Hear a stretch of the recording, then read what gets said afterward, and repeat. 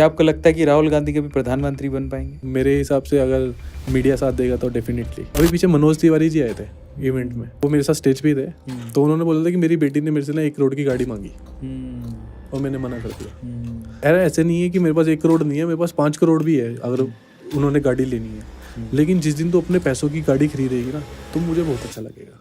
मैंने उसको गाड़ी लेके नहीं दी। मेरी लिटरली कोई छुट्टी नहीं है। आज संडे है, आज भी हम बैठे हैं, है ना, ये लोग भी बैठे हैं, आपकी वजह से आए हुए हैं, आप भी बैठे हो। क्या है कि स्टार्टअप में अगर है हम तो आपकी कोई छुट्टी नहीं है। इसी शो में एक बड़ा खुलासा कर देता हूँ, हमारी जो अगली बुक है वो को-ऑथर्ड है, उसमें मैं भी हूँ, लेकिन हमारे साथ एक जानी मानी हस्ती भी हैं।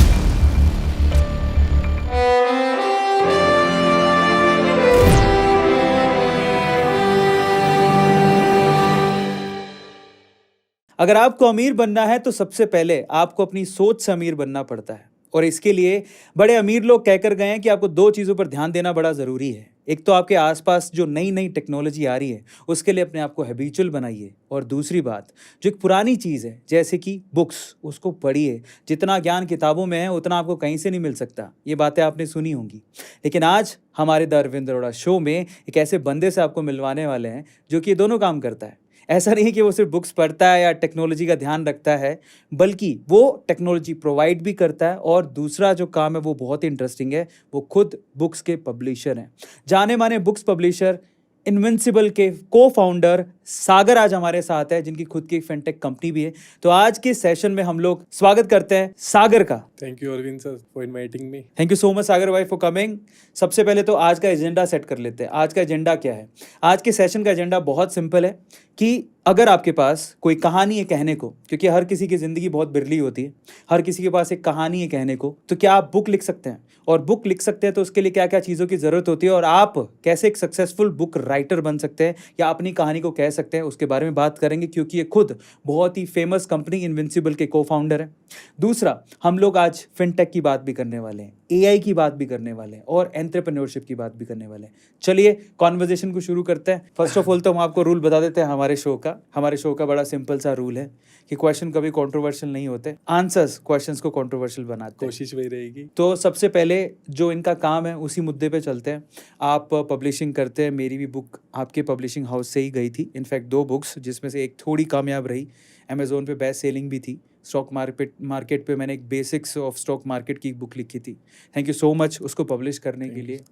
और पर मैं ये जानना चाहता हूँ, क्योंकि मेरे पास भी और बहुत सारी मेरी खुद की लाइफ स्टोरी है, और एक और बुक है जो हम लोग इन्हीं इनविंसिबल पब्लिशर के साथ करने जा रहे हैं।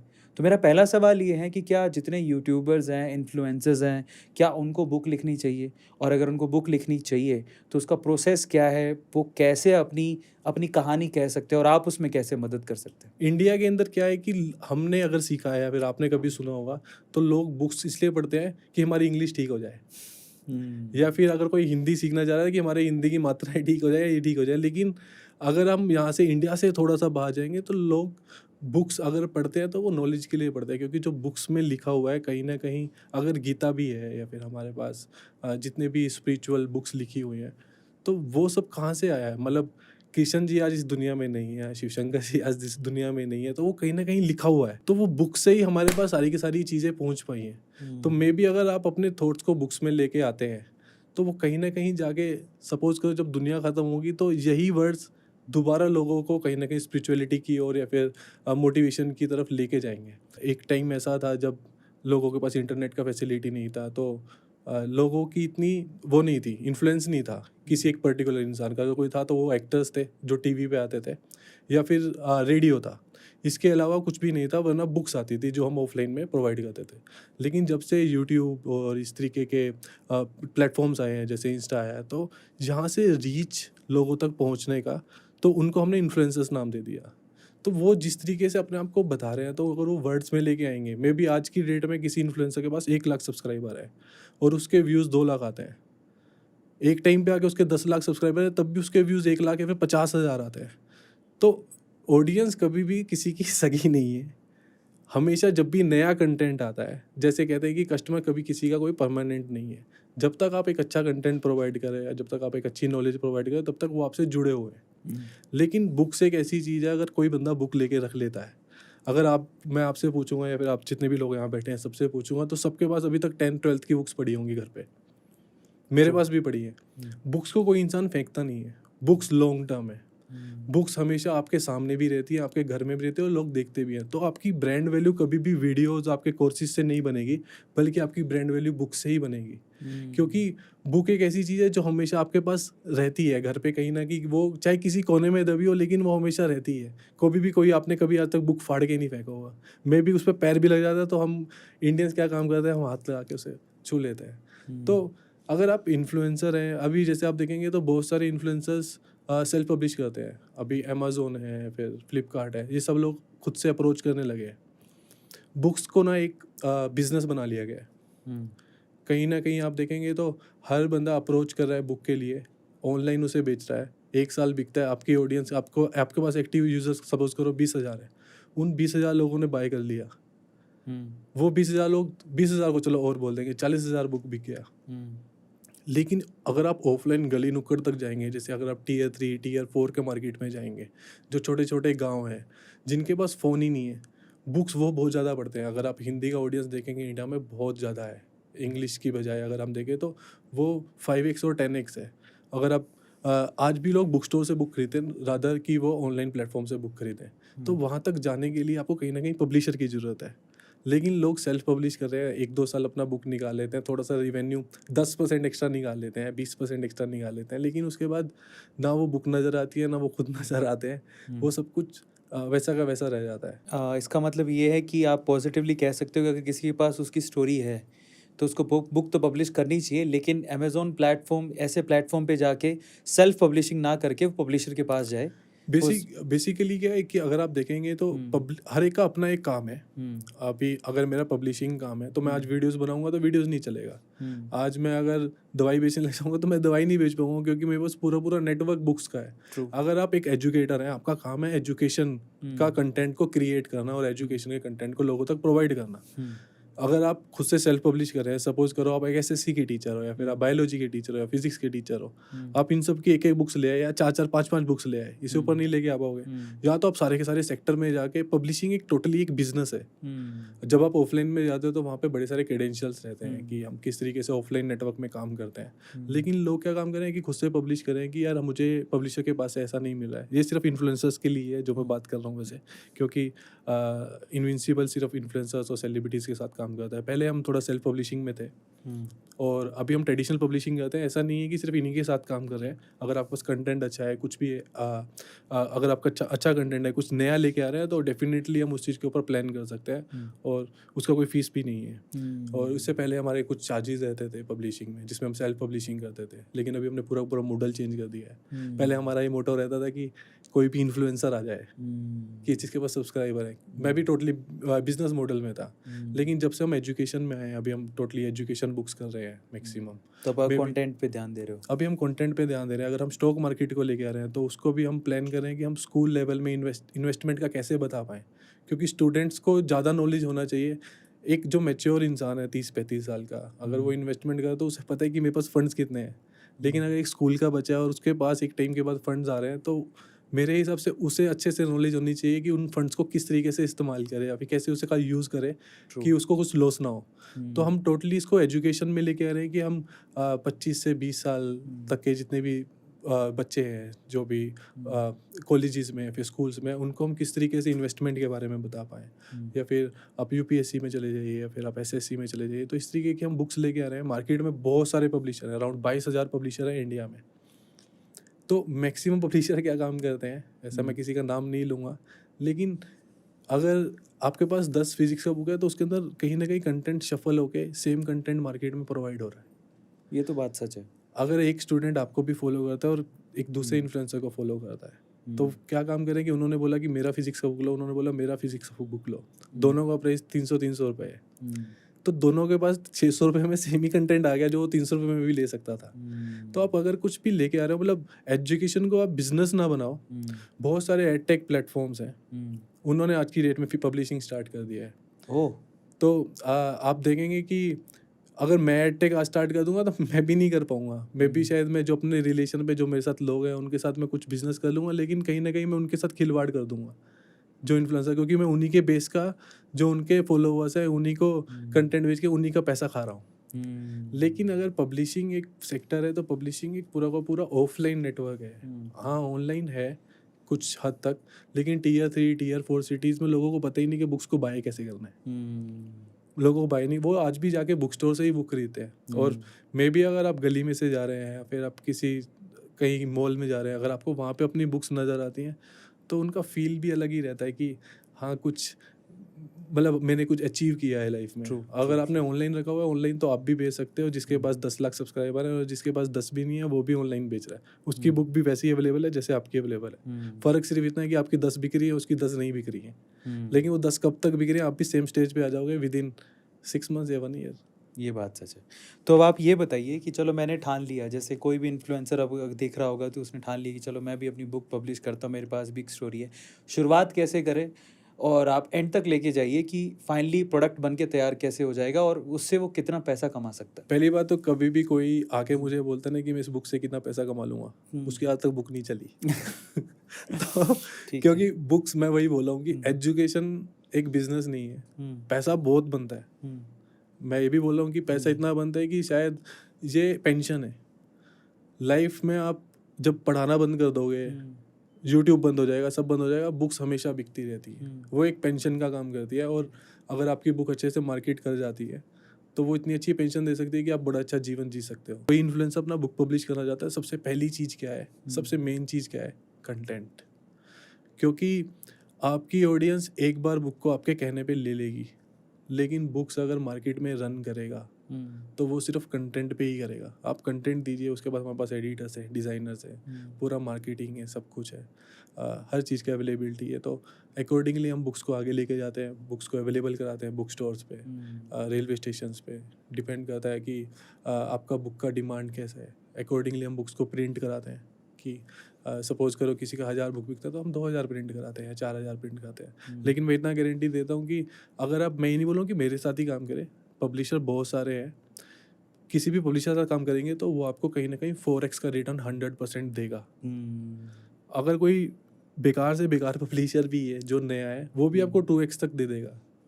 और अगर आप अच्छे से मार्केट कर पाते हैं और आपका पब्लिशर आपके साथ अच्छे से काम करता है तो ये नंबर्स 10x तक जाते हैं, बड़ी इजीली जाते हैं। और हम ये कर भी रहे हैं। आप देखेंगे तो हमारा मैक्सिमम बुक्स ऑनलाइन में या फिर ऑफलाइन में हर जगह अवेलेबल है और बेस्ट सेलर है। तो मैक्सिमम लोग अपने से कनेक्टेड है।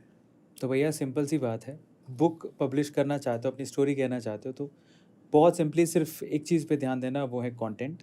आप जो बताना चाहते हो दुनिया को, उसको लिखना शुरू करो। लिखने का तरीका भी है, आप पेज पे पेन से भी लिख सकते हो कंटेंट को, या फिर अगर आपको टाइपिंग आती है तो आप लैपटॉप में टाइप भी कर सकते हो। इतना सा काम करके देना, बाकी आगे इनविंसिबल पब्लिकेशन है ही। आप उसको एडिटिंग से लेके, टाइपिंग से लेके, बुक पब्लिशिंग तक और उसको स्टोर्स तक पहुंचाने तक, इवन जो ऑनलाइन प्लेटफॉर्म है वहाँ पर भी पब्लिश करने तक का सारा काम इनविंसिबल पब्लिकेशन करता है। पब्लिशर्स और भी हैं, लेकिन मैं आपको स्पेशली रेकमेंड करूँगा क्योंकि मेरी पर्सनल बुक, जो 2 बुक्स हैं बेसिकली, अब मेरी तीसरी बुक भी आने वाली है, वो भी सागर भाई के अंडर ही पब्लिश हो रही है। तो अगर आप लिटरली अपनी कोई बुक लिखना चाहते हैं तो आप, ये गुड़गांव में ही रहते हैं, दिल्ली गुड़गांव में इनका ऑफिस है, बहुत ही प्यारा ऑफिस बना रखा है, कभी मिल के आइए, बड़े सज्जन व्यक्ति हैं। और इन्होंने जैसे कहा कि हमारा इस तरह की कोई फीस नहीं है डायरेक्ट और इनडायरेक्ट जिससे आप परेशान हो, तो मैं आपसे कहूँगा कि अगेन मैं वही बात बोलूँगा, यहाँ पर 2 चीज़ें होती हैं, या तो ये सोच लो कि सामने वाले का क्या फ़ायदा है, या ये सोच लो कि मेरा क्या फ़ायदा है। तो देखिए, मेरा फ़ायदा या इनका फ़ायदा देखने की ज़रूरत अभी नहीं है आपको सिर्फ ये सोचना है कि आपका क्या फ़ायदा है। तो ये नॉलेज से आप अपनी बुक पब्लिश कर सकते हो, अपने आप को इस मोर्टल लाइफ में इमोर्टल बना सकते हो। नहीं, मैं ये जरूर बोलूँगा कि इनविंसिबल नहीं है, मार्केट में बहुत सारे पब्लिशर्स हैं। आपका जिसके साथ अच्छा ट्यूनिंग बैठता है, जिसके साथ आपको लगता है कि यहाँ पे जाके फ़ायदा होगा, आप उसके साथ पब्लिश करें। वो तो हमारा भाई वाला खेल है, तो थोड़ा सा ये इसलिए बोल रहे हैं। लेकिन कुछ ना, जो लोग देख भी रहे हैं, चाहे व्यूअर्स देख रहे हैं, मेरे हिसाब से बुक्स ना सबको लिखना चाहिए। लिखना चाहिए तो पढ़ना चाहिए, आप पढ़ते रहो। क्योंकि कई लोग ना शाय होते हैं, बोल नहीं पाते, लेकिन अगर उनके पास, क्योंकि उनके पास ना कंटेंट नहीं होता कई बार, या फिर उनके पास कॉन्फिडेंस नहीं होता, तो जब आपके पास कुछ नॉलेज होती है ना, तो आप ना ऑटोमेटिकली ना लोगों में फैलाना शुरू कर देते हो। तो नॉलेज अगर आपको चाहिए ना तो आपको वीडियो से आएंगी, कुछ नहीं आएंगी। जब हम पढ़ते हैं ना, तभी हमें नॉलेज मिलता है। चाहे आप जितना मर्जी ऑनलाइन कुछ मर्जी ले आओ, बुक्स को कभी भी कोई मेरे हिसाब से बुक्स का अपना एक ऑरा है। बुक्स बुक्स की कोई वो नहीं है। एग्जैक्टली आज ही मैं मज़े की बात बताता हूँ, हम लोग जब घर थे तो इस भाई साहब ये पब्लिशर है ठीक है, ये सूरज को दिया दिखाने वाली सी बात है, लेकिन हमारा घर पे एक ट्रेडिशन होता है कि हम हमारे घर पे जो मेहमान आते हैं उनको बुक देते हैं। हालांकि इनको तो क्या देंगे, ये खुद ही पब्लिशर है, लेकिन फिर भी इन्होंने आज खुद के लिए एक बुक चूज़ की है। सो बुक हर किसी के तो लिए वो ओशो का था। बहुत स्पेशल तो गिफ्ट मेरे होता है। हिसाब से अगर आप भी ओशो को नहीं सुनते हैं, मे भी कुछ उनमें बुराइयाँ होंगी, कुछ अच्छाइयाँ होंगी, लेकिन ओशो को जरूर सुने यार। मतलब आपको कहीं ना कहीं अगर स्पिरिचुअलिटी में जाना है तो मेरे हिसाब से आजकल जितने भी गुरुज हैं, मैं बुराई नहीं कर रहा हूँ, तो वो कहीं ना कहीं वही वाला कंटेंट हमें चिपका रहे हैं ओशो और वाला। लोग मोटिवेट हो रहे हैं। हाँ। तो सभी ऐसे नहीं है, कुछ लोग कुछ अच्छे भी हैं, कुछ बुरे भी हैं। और जो अगर कोई मेरी बात सुन भी रहा होगा तो उन्हें खुद भी एहसास हो जाएगा मैं किन की बात कर रहा हूँ, किन की नहीं कर रहा हूँ। लेकिन बहुत सारे अच्छे भी हैं जिनकी वजह से लोग आगे बढ़ पा रहे हैं। लेकिन कहीं ना कहीं आज की डेट में जब से थोड़ा यूट्यूब और ये सब आई हैं, तब से ना चीज़ें ना पूरा बिजनेस में चली गई हैं। बिल्कुल सही बात है। अब हम अगले सवाल की तरफ चलते हैं, क्योंकि आप पब्लिशिंग सेक्टर में आप फिनटेक भी चला रहे हैं।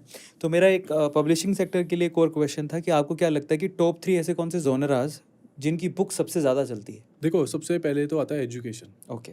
एजुकेशन में आप कोई भी ले लीजिए, तो एजुकेशन का बुक्स में क्या है कि अगर आप एजुकेटर हैं, फिर आपने कुछ पढ़ा हुआ है, तो एजुकेशन की हर 6 महीने के बाद नीड पड़ता रहता है और उसके अंदर अपडेशन जरूरी रहती है। ओके। साथ में आजकल आप इन्वेस्टमेंट के ऊपर अगर कुछ प्लान करते हैं, क्योंकि फाइनेंस, क्योंकि अभी आप देखेंगे तो बहुत सारे प्लेटफॉर्म्स आ गए स्टॉक मार्केट या क्रिप्टो से रिलेटेड। लोगों को अच्छे से नॉलेज नहीं है तो लोग तभी अपना पैसा गंवा रहे हैं। लेकिन अगर उन्हें अच्छे से नॉलेज हो कि किस तरीके से हमें इन्वेस्ट करना चाहिए, क्या क्या चीज़ों पर ध्यान देना चाहिए, तो उसके ऊपर अगर ध्यान दें। वरना कुछ अगर आप बुक्स पढ़ना चाह रहे हैं, मतलब आप लिखना चाह रहे हैं, तो कोई फिक्शन भी लिख सकता है, कोई नॉन फिक्शन भी लिख सकता है, क्योंकि स्टोरीज भी चलती हैं, लोग पढ़ते हैं। लेकिन और वहाँ पर स्टार राइटर ज़्यादा चलते हैं थर्ड जोनरा में। हाँ, स्टार राइटर्स चलते हैं वहाँ पे। और अगर आप पढ़ना चाह रहे हैं बुक्स को, तो मैं बोलूँगा कि अभी थोड़ा स्टार्टअप्स के बारे में पढ़ना शुरू करें, जो हम बुक भी लेके आ रहे हैं। आहा। और इंडिया में ऐसी कोई बुक है नहीं जैसा इन्होंने कंटेंट लिखा है, बहुत मेहनत लगी है। हमारे साथ भाई बैठे हैं जिन्होंने पूरा का पूरा इसमें साथ दिया है अरविंद जी के साथ। और कंटेंट अगर आप देखेंगे तो लिटरली बहुत अच्छा है, ऐसा कंटेंट मार्केट में नहीं है। और उस चीज़ का नॉलेज होना भी बहुत ज़रूरी है, क्योंकि कहीं ना कहीं अगर आपने किराने की दुकान भी खोली है, या फिर आपने मोबाइल की दुकान खोली है, उसके बाद आपने किसी फिनटेक कंपनी खोली है, फिर आपने कुछ भी प्लान किया है जीवन में, तो वो कहीं ना कहीं आपकी स्टोरी से रिलेट करेगी, 100% रिलेट करेगी। सागर भाई ने अनवील कर ही दिया है, तो मैं आपके इसी शो में एक बड़ा खुलासा कर देता हूँ। हमारी जो अगली बुक है वो को-ऑथर्ड है, उसमें मैं भी हूँ, लेकिन हमारे साथ एक जानी मानी हस्ती भी हैं, ठीक है। तो वो हम आपको बाद में रिवील करेंगे कि हमारे इस बुक के को-ऑथर कौन है। लेकिन बुक का नाम है the dark side of startups. जी हाँ, ये बुक हम लोग बहुत जल्दी लेके आने वाले हैं। Publication one and only invincible, हम इसके अलावा किसी के बारे में सोचते ही नहीं है। और हम बुक को बहुत जल्दी लॉन्च करने वाले हैं। जैसे कि इन्होंने कहा कि कंटेंट बहुत ही स्पेशल है और सबको पढ़ना चाहिए। ब्राइट साइड सबको दिखती है स्टार्टअप की, लेकिन डार्क साइड नहीं दिखती। बहुत सारे युवा स्टार्टअप करना चाहते हैं, लेकिन उनको सिर्फ ये दिखता है कि फंडिंग और बहुत सारा पैसा, और जितने फाउंडर्स उन्होंने बहुत पैसा बना लिया, बंगलों में रहते हैं, गाड़ियों में घूमते हैं, लेकिन उसकी डार्क साइड नहीं दिखती। क्योंकि 100 में से 2 की स्टोरी आप जानते हो, 98 स्टार्टअप्स की स्टोरी नहीं जानते। और वो आपको कौन बता सकता है? एक चार्टर्ड अकाउंटेंट जिसने बहुत सारे स्टार्टअप्स का चिट्ठा पढ़ा हो, समझा हो, उन्हें सॉल्व किया हो। तो हमारे साथ जो को-ऑथर हैं वो यही हैं। ठीक है, हम नहीं बताते। ये बुक पे आप नाम देख लीजिएगा, जिस दिन हम लोग उसको अनवील करेंगे तब देखिएगा। आपने बहुत सारी बुक्स पब्लिश की हैं, तो अगर मैं आपसे पूछूं कि टॉप 3 जोनर तो आपने बता दिए, जोनराज ये हैं कि ये बुक चलती है। आपके हिसाब से जो इनविंसिबल ने अभी तक बुक पब्लिश की हैं, आपकी टॉप 3 मोस्ट सेलिंग बुक्स कौन सी हैं? तो हमारे पास एक सीटेट का बुक आता है। ओके। अगर हम एजुकेशन में जाए, एजुकेशन में तो हमारी टॉप सेलिंग बुक्स बहुत सारी हैं। हाँ। हमारे साथ रोहित वैद्वान है, हिमांशी सिंह है, गजेंद्र पुरोहित करके टीचर हैं, और भी बहुत सारे लोग हैं जॉब से कनेक्टेड है जिनका बुक टॉप सेलिंग है। और अगर हम थोड़ा जनरल बुक्स में आए, मेरे हिसाब से क्या है, सभी का भी बुक अच्छा निकलता है। और अगर हम कंटेंट में बात करें, कंटेंट में नीतीश राजपूत का बुक है हमारे पास, the broken pillar of democracy, और उसका कंटेंट बहुत अच्छा है। मैंने भी देखा है। और वो मेरे भाई जैसा है, तो इसलिए नहीं बोल रहा हूँ, लेकिन कंटेंट वो बहुत ही अच्छा है अगर हम देखेंगे तो। और साथ में बस 13 स्विंग करके आती है, अनंत का बुक है, मुकुल जी का बुक आता है। तो थोड़ा हम भी कंसर्न रहते हैं कि कंटेंट अच्छा जाए, तो उसमें से स्पेसिफिक कुछ ढूंढना तो बहुत मुश्किल है। ऐसा नहीं है कि मेरे पब्लिशिंग से आया है तो वो है, लेकिन हमने काफ़ी रिसर्च करके सभी लोगों ने बहुत मेहनत करके बुक्स को बनाया हुआ है और कुछ भी कॉपीड नहीं है कि मार्केट में उसके जैसा कुछ मार्केट में अवेलेबल है। तो वो सब कुछ यूनिक है, कुछ नया है। अगर आप बुक्स पढ़ेंगे तो आपको सब कुछ नया ही मिलेगा उसमें। ऐसा कुछ ये नहीं होगा कि आपने दूसरी बुक्स में उस चीज़ को पढ़ा हुआ है।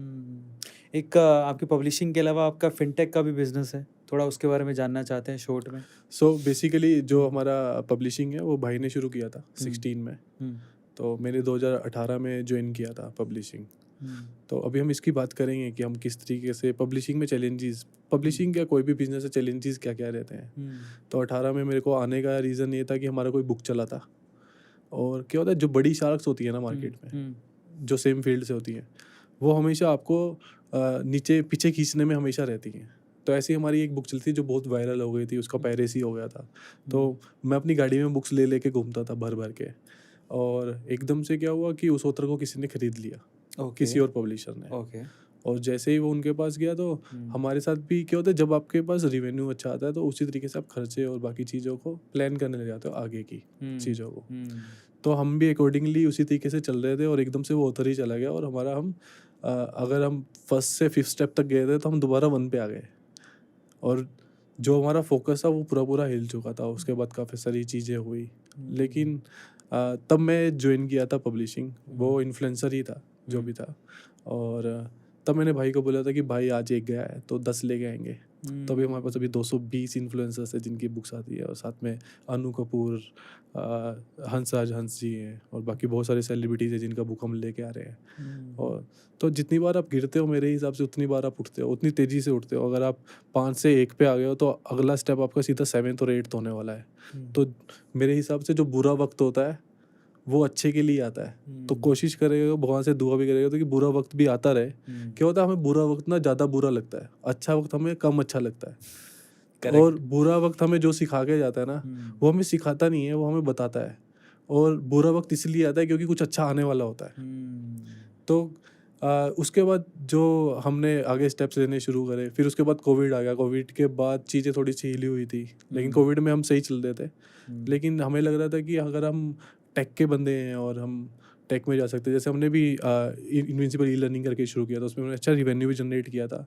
लेकिन वो भी एक ना एक अलग पूरा बिजनेस है। जैसे हमारे पास से बुक्स भी मूवीज़ आती हैं, बुक्स टू मूवीज़ बनाते हैं हम। वो एक डिफरेंट जोनर है कि उसके अंदर हमारा ज़्यादा वो नहीं रहता, इनपुट्स नहीं रहता। पूरा प्रोड्यूसर जो भी डायरेक्टर्स रहते हैं उनका पूरा वर्क रहता है। तो हम स्टोरीज देते हैं और हम पैसा देते हैं उन्हें, तो ऑटोमेटिकली वो बन जाती है, मूवीज़ बन जाती हैं। लेकिन एडटेक अगर आप जाएंगे तो एडटेक एक पूरा डिफरेंट मॉडल है बिजनेस का। तो अगर मैं एडटेक में जाता तो हमें पब्लिशिंग छोड़ना पड़ता।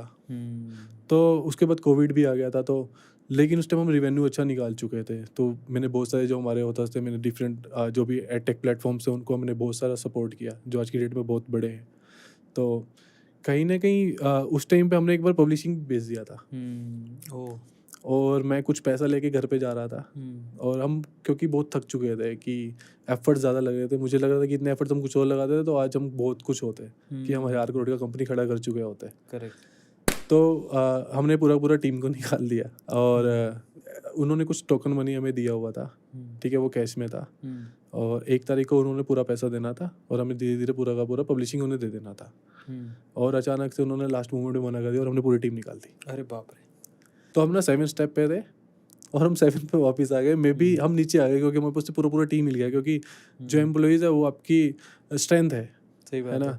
और कहीं ना कहीं आपका माइंडसेट कहीं और जा रहा था, क्योंकि उस टाइम हम अपना भाई यहाँ से एग्जिट कर चुके थे पब्लिशिंग से, और मैं पब्लिशिंग पूरा टेक केयर कर रहा था।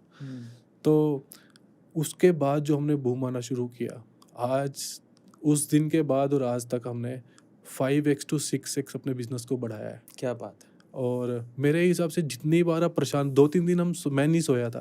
भाई फिर भी कहते चल क्या होगा, कोई दिक्कत नहीं है, चल रहा है, अगर ऐसे भी छोड़ दो तो छोड़ देंगे, कोई इतना बड़ा वो नहीं है। तो लेकिन क्या मैटर करता है जब जिस चीज़ के ऊपर आपकी मेहनत लगी हो, क्योंकि बहुत सारे ऑथर्स मुझसे कनेक्टेड थे उस टाइम हमारे पास अराउंड 50-60 इन्फ्लुएंसर्स थे जो मेरे ट्रस्ट पे मेरे साथ थे। तो कहीं ना कहीं उनके पास भी नेगेटिव इम्पैक्ट ज़्यादा, मैं बिल्कुल बीच में छोड़ देता, क्योंकि मन ये नहीं था कि हम इस पर और एफर्ट्स लगाएं। फिर हम एजुकेशन में बुक्स लेके आने लगे। वो एजुकेशन में उस टाइम हमारे पास 2-3 बुक्स आती थी। और आज की डेट में चीज़ें अलग हैं, अभी सारे पब्लिशर परेशान है अपने से। क्या बात है। इनविंसिबल हो रहा है। एक इनविंसिबल की खास बात हो रहा है, इनविंसिबल फेस्ट, बड़ा मज़ा आता है। मैंने अटेंड किया एक बार, दूसरी बार अनफॉर्चुनेटली जा नहीं पाया था, मैंने बड़ा मिस किया। बड़े बड़े लोग आते हैं वहाँ पे, पॉलिटिशियंस आते हैं, बड़े बड़े कलाकार आते हैं। ओवरऑल इनका इनविंसिबल फेस्ट बड़ा मज़ेदार होता है, तो उसके बारे में तो थोड़ा जानते हैं। ये कॉन्सेप्ट भाई जनरली मैंने देखा नहीं, पब्लिशर्स मैंने बहुत सारे देखे हैं, लेकिन एक फैंसी पब्लिशर जिसको बोलते हैं ना, आप वो लोग हो, मतलब आप फ्लेम्बोयांस में जीते हो, ऐसे नहीं कि यार ठीक है बुक छाप दी हो गया। नहीं, हम पहले बजट ना अपना लेके चलते थे, जैसे हम 2018 से कर रहे हैं। तो फेस्टिवल्स, इवेंट्स अभी जितने इंडिया में होते हैं, तो मैक्सिमम कहीं ना कहीं थोड़ा सा इनपुट मेरा रहता है। हाँ। और हम अपना एक गुड़गांव लिटरेचर फेस्टिवल करते हैं, जो मेरे हिसाब से अभी ना एक फेस्टिवल होता है, जयपुर लिट फेस्टिवल। हाँ। तो वहाँ मैं कभी गया नहीं हूँ, लेकिन मैंने उसके बारे में बहुत सुना है। तो क्या है कि कभी भी आप कुछ जीवन में करना चाह रहे हो ना, कुछ भी करना चाह रहे हो, तो ना कभी भी बीच के बंदे को ना ढूंढो। सपोज करो जो सबसे बड़ा है ना उस फील्ड का इंसान, उसको आपने मतलब वो आपका कंपटीटर बना लो, और धीरे धीरे धीरे धीरे आप सेंटर तक पहुंचोगे, और कहीं ना कहीं आप उसको भी पीछे छोड़ दोगे, आप डेडिकेटेडली उस चीज़ को करते रहोगे। ट्रू। तो ऐसे ही हमने इनविंसिबल फेस्टिवल शुरू किया था। तो स्टार्टिंग वाला, पहले वाला एक बहुत छोटे से लेवल पे था, सेकंड वाला हमने थोड़ा सा और बड़ा किया। अभी साइबर हब में हम करते हैं, तो साइबर एक प्राइम प्रॉपर्टी है, साइबर हब भी हमारे साथ एज अ पार्टनर काम करता है। तो मेरे हिसाब से फेस्टिवल, लिटरेचर, म्यूज़िक, उसके अंदर हम सब चीज़ें रखते हैं। कहीं ना कहीं हम लोगों को आपस में कनेक्ट करके चलते हैं कि अगर इन्फ्लुएंसर्स है, सेलिब्रिटी, सब 1 to 1 सबसे मिल पाएँ, और एक अच्छे लेवल पे सबको एक नॉलेज प्रोवाइड हो सके, जिस तरीके से हम पहले ले सकते हैं, जैसे लास्ट टाइम आप भी थे। और तो कहीं ना कहीं जब डायरेक्टली आप इंट्रोड्यूस करते हो किसी से, या फिर किसी से मिलते हो, तो जो भी लोग आपको पसंद करते हैं, जो देख रहे हैं, तो जब वो आपसे डायरेक्टली मिलते हैं तो उनका एक अलग ही फील होता है, उनको भी एक अलग ही महसूस होता है। मे बी मेरे फॉलोवर्स नहीं है, लेकिन अब मैं मैक्सिमम जो भी इवेंट्स में जाता हूँ, तो लोग कहीं ना कहीं पहचानते हैं, तो मुझे कहीं पे मिल जाते हैं, या फिर मेरे इंस्टा पे या फिर कहीं पे मैसेज करते हैं। तो मुझे भी बहुत अच्छा लगता है कि मैं कहीं, अगर जैसे भी मैं पीछे एक जिम कॉर्बेट गया हुआ था, वहाँ पे कोई और भी आया तो ना मेरा स्टेटस देगा, तो मुझे मिलने हैं स्पेशल। तो क्या होता है कि लोग मिलके खुश होते हैं, उन्हें आपसे कुछ भी नहीं चाहिए, ना आपसे पैसा चाहिए, बल्कि अगर आप बोलोगे तो आपके लिए पैसा खर्च देंगे, है ना। लेकिन जो लोग आपको पसंद करते हैं, जो आपको फॉलो करते हैं, तो मेरे हिसाब से उनको कुछ भी प्रोवाइड करो आप, क्योंकि आप वर्ड्स दे रहे हो, लेकिन वो उन वर्ड्स को दिल पे लगा के बैठ रहे हैं। तो कुछ भी दे रहे हो तो उसको एक कुछ ऐसा मोटिवेशन दो, या फिर उसको कुछ ऐसा प्रोडक्टिव दो जो उसकी लाइफ को अच्छा बनाए। तो मैं सभी इन्फ्लुएंसर से भी यही बात बोलूँगा कि कुछ भी करो, जो भी फॉलोवर्स है सभी, वैसे ऐसा नहीं है कि सब चाहते हैं कि हमारे ज़्यादा से ज़्यादा लोग रहें, लेकिन कुछ भी आप बना रहे हो, कुछ वीडियोस बना रहे हो, तो प्रॉपर रिसर्च कर लो उसके ऊपर। मे बी कई बार आप अगर आपकी टीम कुछ बना रही है या फिर कुछ भी कर रहा है, तो आपको भी एक बार उसके ऊपर थोड़ा नज़र लगाएंगे कि क्या कंटेंट बन रहा है, तो मे बी आप शायद और कुछ अच्छा प्रोवाइड कर सकते हो। और मेरे हिसाब से कंटेंट खुद बनाना शुरू करो, रादर कि आपके एडिटर्स कंटेंट बनाए। इनविंसिबल में 2 फाउंडर्स हैं, एक अजय भाई जिनका पहले आपने इंटरव्यू देखा चैनल पे ही, अगर आपने नहीं देखा तो देखना। दूसरे सागर भाई, दोनों भाई बहुत टैलेंटेड हैं। अभी इनके साथ कभी नाइट में आप बैठ जाओ, खाना खाने के बाद जब 11-12 बजने लगती तो सुरूर आने लगता है। दोनों भाई बहुत अच्छा गाते हैं और बहुत टैलेंटेड हैं। कोई हारमोनियम बजाता है तो ये भाई साहब गिटार बजाते हैं। आज हमारे पास गिटार तो नहीं है, लेकिन एक अलग टैलेंट है इनके पास, वो है कार्ड की ट्रिक्स का। तो आज आपको जादू दिखाते हैं, ये लीजिए। कि मैजिक दुनिया में कुछ भी नहीं है। अगर आपके आसपास तांत्रिक वांत्रिक बाबा लोग जो भी घूम रहा है, कुछ मैजिक नहीं है। सब यहाँ पे है और यहाँ पे है, यहीं से सब कुछ खेल खेला जा रहा है और लोगों को ठगा जा रहा है। सब कुछ वर्ड्स ऑफ माउथ है कि आपको बोल के आपको मैं भी हिप्नोटाइज कर सकता हूँ, आपको भी मैं हिप्नोटाइज कर सकता हूँ, कोई भी किसी को हिप्नोटाइज कर सकता है एक सिचुएशन क्रिएट करके। और वही चीज़ बहुत सारे बाबा लोग भी कर रहे हैं और बहुत सारे आपके आसपास तांत्रिक लोग भी कर रहे हैं कि आपका शनि खराब चल रहा है, कुछ भी खराब चल रहा है, सब कुछ कर्मा है। आप जैसे कर्म करोगे वैसा आपको फल मिलेगा। कोई भी चीज़, कोई किसी चीज़ को नहीं रोक सकती। आप जैसी वाइब्रेशन क्रिएट करते हो अपने आसपास, वैसी चीज़ें बननी शुरू हो जाती हैं। तो आज हमें कैसे ठगने वाले हो इससे? तो मैं एक कार्ड सेलेक्ट करूँगा, ठीक है। मैं इनको हाथ नहीं लगाऊंगा, ठीक है। ये हमेशा यही रहेंगे। मेरी आंखों में आप 5 मिनट देखना। अच्छा, कार्ड्स पे ना 2 कलर होते हैं, एक रेड एक ब्लैक। कोई भी एक कलर सेलेक्ट करो, बोलो कलर के बारे में। कलर बोलो ना, मन में बोलो। नहीं तेज बोलो, बोलो तेज बोलो। बोलूं? हाँ बोलो, बताओ, सबको बताओ। रेड। Red red red. ठीक है। अभी क्या होता है, नंबर्स कार्ड्स होते हैं, जैसे 1 2 3 4 5 6 7 8 9 10 और JQK और A, ठीक है, 4 वो पिक्चर कार्ड्स होते हैं। अपना पिक्चर कार्ड या नंबर कार्ड में से कुछ सिलेक्ट करो, दोनों में से एक बताओ क्या सिलेक्ट किया आपने। कर लिए। नंबर सेलेक्ट, ओके ठीक है, नंबर सेलेक्ट किया।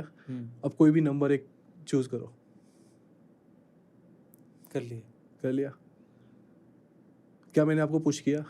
आपने खुद से सिलेक्ट किया, पिक्चर जो भी सब कुछ आपने खुद से सिलेक्ट किया। खुद से। अब रेड में 2 होता है, डायमंड और हार्ट। इन दोनों में से एक सिलेक्ट करो, बताओ। हार्ट। ये कार्ड्स यहीं पे ही हैं। There are total 52 cards. सबसे वाले ऊपर वाले कार्ड का, अच्छा नंबर क्या था आपका? 7। सबसे ऊपर वाला कार्ड पलटो। मैं पलटूं?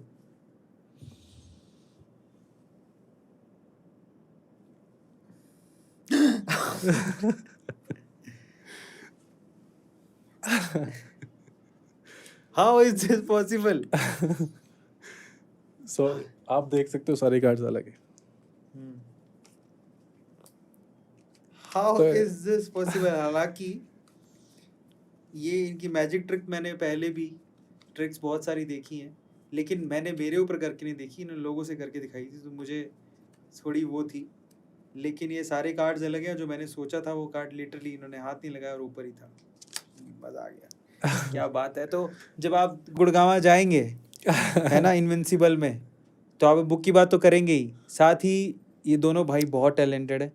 अगर वहाँ पे कार्ड्स दिख जाएं आपको, तो ये मैजिक शो देखना मत भूलना, ये फ्री में मिलेगा आपको। चलो फाइनली अब हम बात करते हैं स्टार्टअप की। आपका एक सक्सेसफुल स्टार्टअप इनविंसिबल तो चल ही रहा है, फिनटेक कंपनी भी चल रही है। बीच में आप बता रहे थे कि स्टार्टअप को खोलने में कुछ चैलेंजेस आते हैं। तो अगर मैं आपसे पूछूं कि ऐसे कौन से 2 चैलेंजेस हैं जो आपको लगता है कि बहुत फेयरली हर कोई फेस करता है, वो क्या है?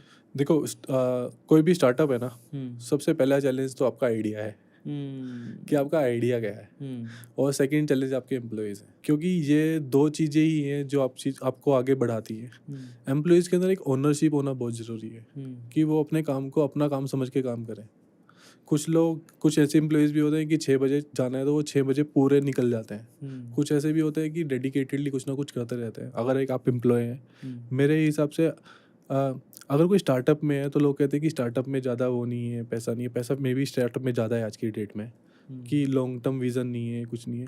अगर आपको लग रहा है कि विज़न नहीं है तो आप उनको आइडियाज़ दो। मे बी आपका, अगर आप ग्राफिक डिज़ाइनर हो, आपका ग्राफिक डिज़ाइनिंग का काम ख़त्म हो गया, बाकी चीज़ों में इनपुट लो, क्योंकि जो सबसे ज़्यादा आप सीख सकते हो ना, तो वो एक स्टार्टअप में सीख सकता है, क्योंकि वहाँ पे उसको अकाउंट्स वाला बंदा उसके साथ बैठा है, उसके साथ डिज़ाइनर, एडिटर, क्योंकि देखो मेरा पब्लिशिंग है तो मुझे इसके बारे में पता है ना। और चाहे हमारा फिनटेक वाला है तो उसके अंदर अगर IT में बहुत सारे लोग होते हैं, AWS के बंदे, तो आपको मल्टीपल चीज़ों का नॉलेज मिल रहा है एक स्टार्टअप में। ट्रू। और अगर आप एक बड़ी कंपनी में, तो उसके में अगर आपका एक डिज़ाइनिंग का काम है तो सिर्फ आपका डिज़ाइनिंग का काम ही है, तो आपके सामने 5 लोग भी डिज़ाइनर ही बैठे। लेकिन स्टार्टअप में जो आप सीख सकते हो ना, तो वो आप कहीं और नहीं सीख सकते। और जो फर्स्ट थिंग मैंने जो आइडिया बोला है, आइडिया आपके पास ना बहुत सारे आएंगे। लोग आइडियाज़ बहुत बताते हैं। कुछ लोग थोड़ा टाइम स्टार्ट करके छोड़ देते हैं, लेकिन लोगों की बातों में ना जाओ, खुद से रिसर्च करो और खुद के एफर्ट दो। कभी भी दूध एक दिन में नहीं देती गाय, वो क्या धीरे धीरे बढ़ता है, जैसे हम उसको खिलाते हैं, जैसा हम बढ़ाते हैं। और सभी ना लोग स्टार्टअप की तरफ भाग रहे हैं कि स्टार्टअप में ज़्यादा पैसा है। स्टार्टअप में सब, मेरी कोई छुट्टी नहीं है, मेरी लिटरली कोई छुट्टी नहीं है। आज संडे है, आज भी हम बैठे हैं, है ना, ये लोग भी बैठे हैं, आपकी वजह से आए हुए हैं, आप भी बैठे हो। क्या है कि स्टार्टअप में अगर है हम, तो आपकी कोई छुट्टी नहीं है। मे बी अगर मैं एम्प्लॉय होता तो मैं कहीं ना कहीं सैटरडे संडे को जा सकता हूँ। जैसे जो मेरे दोस्त हैं, बहुत सारे जो जॉब करते हैं, उनके पास सैटरडे संडे को टाइम होता है। घर गए हुए मुझे 6 महीने हो चुके हैं, घर वाले अब यहाँ गए हैं, लेकिन फिर भी जो मेरा जहाँ से मैं हूँ उस जगह पे जाने का मन करता है, क्योंकि वहाँ पे घर भी है, लेकिन वक्त ही नहीं है कि क्योंकि चीज़ों को बिल्ड इस तरीके से कर रहे हैं कि आज मेरे हिसाब से एक टारगेट होना चाहिए। जैसे मेरा टारगेट है कि मैं नेक्स्ट 5 साल और काम करूँ, उसके बाद लाइफ टाइम कुछ ना करूँ। वरना अगर मैं ज़रूरत के हिसाब से काम करता रहूँ कि मेरे को ये भी चाहिए वो भी चाहिए, तो मैं 5 साल में इतना कुछ बना सकता हूँ कि जिसे मैं आगे का जीवन आराम से जी सकता हूँ। ट्रू है ना। और अभी पीछे मनोज तिवारी जी आए थे इवेंट में, देखा था। तो वो मेरे साथ स्टेज पे थे, तो उन्होंने बोला था कि मेरी बेटी ने मेरे से ना 1 करोड़ की गाड़ी मांगी। और मैंने मना कर दिया कि जिस दिन ना, अरे ऐसे नहीं है कि मेरे पास 1 करोड़ नहीं है, मेरे पास 5 करोड़ भी है अगर उन्होंने गाड़ी लेनी है, लेकिन जिस दिन तो अपने पैसों की गाड़ी खरीदेगी ना तो मुझे बहुत अच्छा लगेगा। मैंने उसको गाड़ी लेके नहीं दी। तो अगर आप बिल्ड कर रहे हो तो अपने लिए करो। अगर आप अपने बच्चों के लिए कर रहे हो तो वो बच्चे कहीं ना कहीं गलत राह पे जाएंगे, क्योंकि उन्हें बना बनाया सब कुछ मिलने वाला है। सच्ची बात। उन्हें स्ट्रगल करने दो, उन्हें काम करने दो, उन्हें मोटिवेट करो कि खुद से कुछ बनाओ। मे बी वो है तो सब कुछ उन्हीं के लिए। अगली बार जो इनविंसिबल फेस्ट है वो कब होने वाला है, और इस बार क्या मेगा चीज़ आप प्लान कर रहे हो? तो बेसिकली जो सबसे बड़ा यहाँ पे लिटरेचर फेस्टिवल होता है, जयपुर लिट फेस्टिवल होता है। हाँ। तो पहली कोशिश तो ये है कि हम उससे बड़ा फेस्टिवल करें, और हम बहुत क्लोज हैं। और फरवरी में हम करने वाले हैं इसे दोबारा साइबर हब में। तो अब की बार चीज़ें बहुत सारी लाइंड अप है। मे बी हम बॉलीवुड से बहुत सारे अच्छे चेहरे वहाँ पे पहुँचने वाले हैं, और कुछ बात हम थोड़े फॉरेनर्स जो हमारे प्रेसिडेंट रहे हुए हैं उनसे हम भेज चुके हैं मेल वगैरह, तो वो डायरेक्टली कांटेक्ट में हमारे हैं। तो कोशिश ये है कि हम थोड़ा इसको ग्रैंड रखें, और आप सभी पहुंचेंगे तो आपको सब लोग मिलने को मिलेंगे वहाँ पे, और कोशिश रहेगी कि कुछ अच्छा कर पाए। तो ये तो हो गया इनविंसिबल फेस्ट से। फाइनली हम लोग आपकी पब्लिकेशन जो है इनविंसिबल पब्लिकेशन, और आपका जो फिनटेक है, उससे आपको कितनी उम्मीद है? अगले 5 साल में अपने आप को कहाँ देखते हैं? देखो, पब्लिशिंग में हम टॉप लीडर्स हैं। मे बी 1-2 लोग ऊपर होंगे अलग अलग जॉनर्स में, लेकिन नेक्स्ट 1 ईयर में हम पब्लिशिंग को तो सेट कर चुके हैं। नेक्स्ट 1 ईयर में हम हर फील्ड में टॉप पे होंगे।